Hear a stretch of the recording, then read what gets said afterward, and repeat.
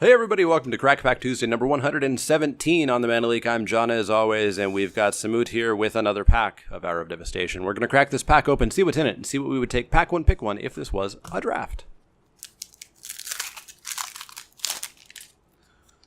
Up first is Act of Heroism. Act of Heroism is 1 and a white for an instant on-tap target creature. It gets +2/+2 until end of turn and can block an additional creature this turn. This is a fine combat trick. I will play this pretty regularly in my white decks. I actually like it a little tiny bit more than the fly one, Leap of Faith, Mighty Leap. I like it a little bit more than Mighty Leap. That being said, it's a combat trick. I'm taking this rather late in the pack, like late mid-pack at best, nowhere near a first pick. Kenra Scrapper is 2 and a red for a creature Jackal Warrior. It's a 2/3 with Menace. You may exert Kenra Scrapper as attacks. When it does, or when you do, it gets +2/+0 until end of turn. This is fine. This is, one of those red aggressive creatures, kind of a layover from Amonkhet's Uber Aggro, and helps make Uber Aggro still be kind of a thing in this format.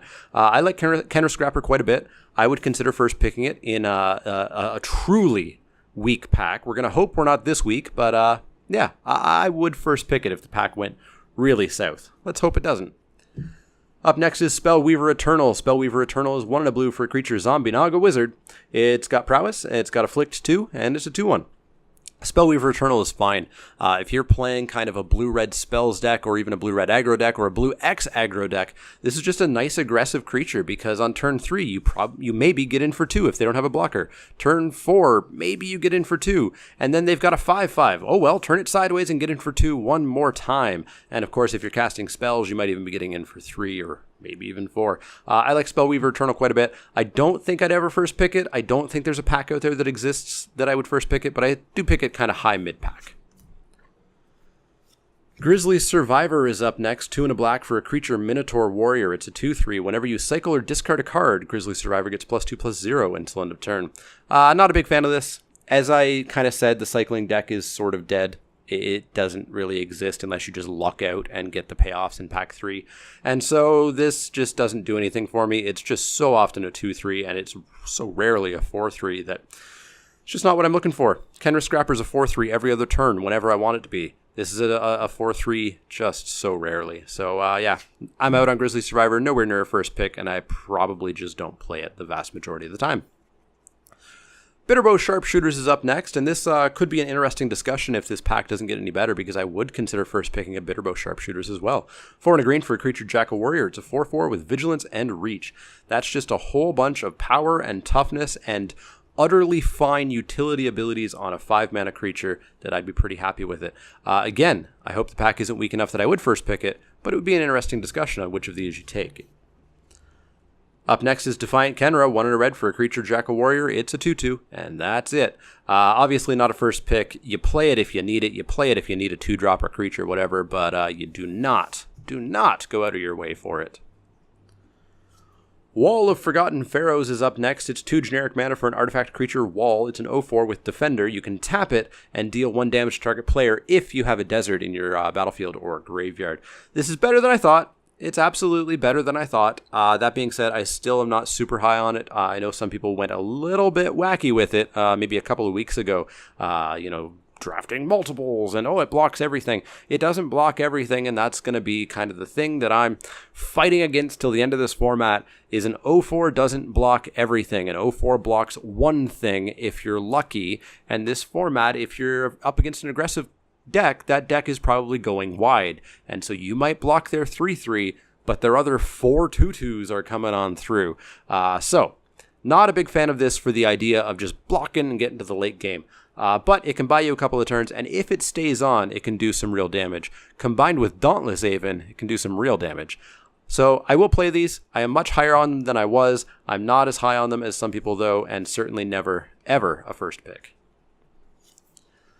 Cunning Survivor is up next. Just like Grizzly Survivor, the cycling deck doesn't exist. So yes, this is a 1 blue for a 1/3 creature human warrior that maybe can be a 2/3 or a 3/3 unblockable, but that's not going to happen very often. The vast majority of the time, this is just a 1/3. It doesn't even pump the toughness, which is kind of a big deal, so I feel like this is just so much worse than Heckma Sentinels, and that wasn't even that good. Totally out on Cunning Survivor, nowhere near first pick, and I generally just do not play it anyways. Survivor's Encampment is up next. It's a land desert that you can tap for colorless, or you can tap and tap an untapped creature you control to make any type of mana. Any color of mana. You can't make colorless by tapping a creature, but you can just by tapping the desert, blah, blah, blah. Never mind. It's fine. I will play these pretty darn regularly if I need a desert, pretty darn regularly if I want some fixing. I like Survivor's Encampment. I liked Ally Encampment back in Oath of the Gatewatch. This is just fine. It's nowhere near a first pick, but it's fine. Our final common is Jeru's Renunciation. Jeru's Renunciation is 1 and a white for an instant, tap up to 2 target creatures, cycling for a single white mana. Not a big fan of this. There's so many better tempo cards that you can do if that's your plan.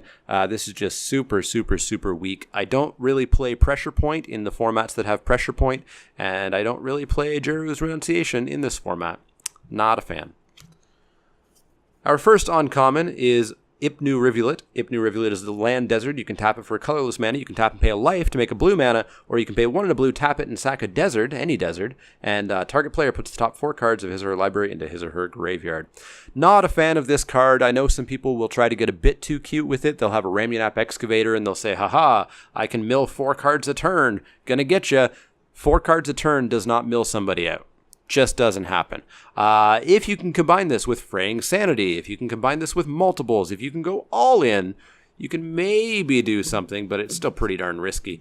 Really, I'm only playing this because deserts matter. And I love these uncommon deserts. I think they're great. But I'm only playing it if I need some fixing or deserts matter. Certainly not a first pick for me. Doomfall is up next. Doomfall is 2 and a black for a sorcery. Choose 1. Target opponent exiles a creature he or she controls. Target opponent reveals his or her hand. You choose a non-land card from it. Exile that card. Doomfall is first pickable. It's removal. It's not the removal I like. It's removal that my opponent chooses what they remove, which is not nearly as good. But you don't hold on to this forever. You don't hold on to this for the late game. Otherwise, you're going to give your opponent way too much choice. You play this pretty readily on turn 3 or turn 4 when they only have 1 or 2 creatures to choose from, and you're going to get something okay. So basically, treat this as a card that says destroy target creature with CMC 3 or less or something like that. Sometimes, rarely, you might get something awesome. Maybe it'll even be correct to hit their hand, but it's still fine. It's still fine. We've got another piece of removal that is definitely first pickable, so much so that I think our creatures can go away. Struggle. Struggle is 2 and a red for an instant. Struggle deals damage to target creature equal to the number of lands you control, so it does probably at least 3 damage and maybe does significantly more. Survive is 1 and a green. Each player shuffles his or her graveyard into his or her library. Survive, I'm not a big fan of. I know a lot of people say, well, if they have embalm stuff in the graveyard, you do survive and it gets rid of it. And that's true, but it does put it back in their deck where they can then just redraw it. The chances are low, but it can happen. Still, probably the right choice to do that, but I don't look at this as being an answer to embalm or anything like that. The one thing that I love about Survive, however, is that it kills Apocalypse Demon. Not many people play Apocalypse Demon, but I have had the rather large privilege of killing an 8/8 Apocalypse Demon with a 2-mana spell that emptied the graveyard. Felt pretty good. But that doesn't matter. Struggle is where we're looking, and Struggle is infinitely first pickable. Just so damn good. Our rare is Chaos Maw. Chaos Maw is 5 red for a creature Hellion. It's a 6/6. When it enters the battlefield, it deals 3 damage to each other creature. I like Chaos Maw quite a bit. It is ridiculously expensive, however. So I think it's probably better in sealed than it is in draft.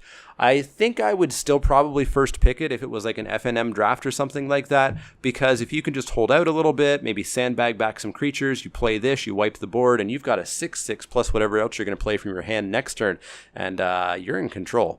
But you've got to get to 7 mana. So realistically, I don't think it's a first pick in this pack. I think the first pick here is a pretty easy Struggle. I could see an argument for Doomfall, but not really. And those creatures that we had were good, but they're nowhere near this level of removal. So I'm going for Struggle and the incidental Survive.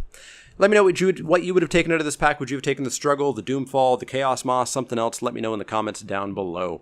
As always, if you have any questions, comments, or suggestions, you can find me on Twitter at The Mana Leak. That's LEEK, like the vegetable, not the card. You can find me at facebook.com/TheManaLeak, twitch.tv/TheManaLeak, and patreon.com/TheManaLeak, where you can become a backer, help the channel keep going, work your way towards earning one of these playmats sent out anywhere in the world.